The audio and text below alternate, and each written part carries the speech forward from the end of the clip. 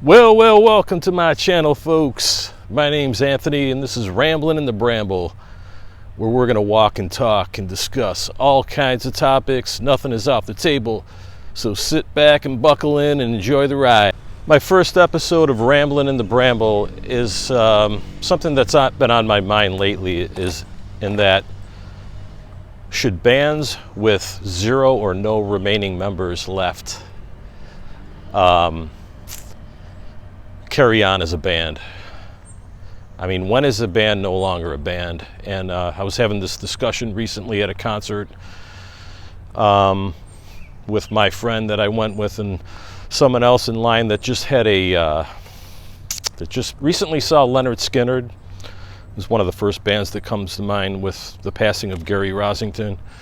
They now have no original members left, and going out and calling themselves Lynyrd Skynyrd and charging exorbitant,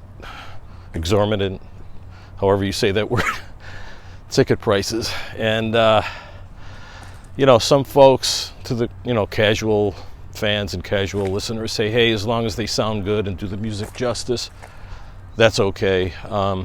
I feel there comes a point where, they should stop. They should kind of call it quits. And there's plenty of tribute bands out. Anybody has a right to play the music.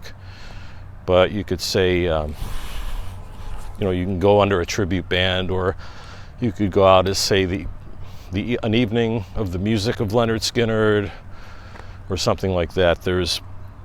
I've seen plenty of great tribute bands, but they don't go out as the name of the band and charge hundreds of dollars a ticket. And there's different companies like Classic Bands Live or Classic Albums Live that do whole albums. There's Pink Floyd tribute groups like the Australian Pink Floyd that do a great job, do great work, but charge less, significantly less for ticket prices. There's several bands that are going out as using the same name that have no original members, or one original member. Another one that comes to mind is Foreigner, although I hear they're on their farewell tour, but we'll see about that. Where Mick Jones, some nights he's with original and founding guitarist Mick Jones, some nights he's with them, some nights he isn't. And who else? Yes, although they have Steve Howe, who is a classic member, but almost everybody else is different. Molly Hatchet. There's several. I hear Thin Lizzy is, Humble Pie. So I also saw an interesting interview with Gene Simmons, where he was saying he could see a day where they could, when the remaining band members, original members, are ready to hang it up, where he could see them franchising Kiss out, with 4 different people, since they're kind of like comic book characters. Makeup is their main shtick, so you could have 4 different guys playing the same characters, playing the same music, or dressed up as different characters. So I could see that, but I kind of side more with Robert Plant's philosophy, where when they've received the many astronomical offers to tour, where he said, Led Zeppelin was made up of 4 people, Page, Plant, Jones, and Bonham. And Bonham was too integral for the band to go out. And I want to move forward and look forward with my new original music and performing with, different musicians, and you got to respect that.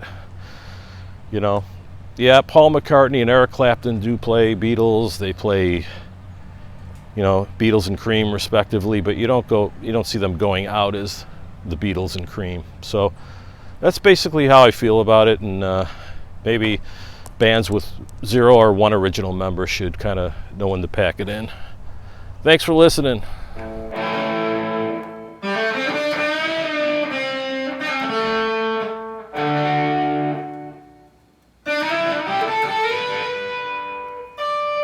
today I thought I'd also include the backdrop of the largest stage in my area that I could find and had access to was the Highland Park Bowl behind me that has hosted many great concerts.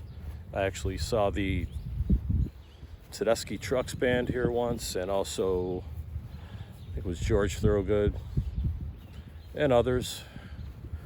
Nice little place. It's limited in size, but great venue for an outdoor show.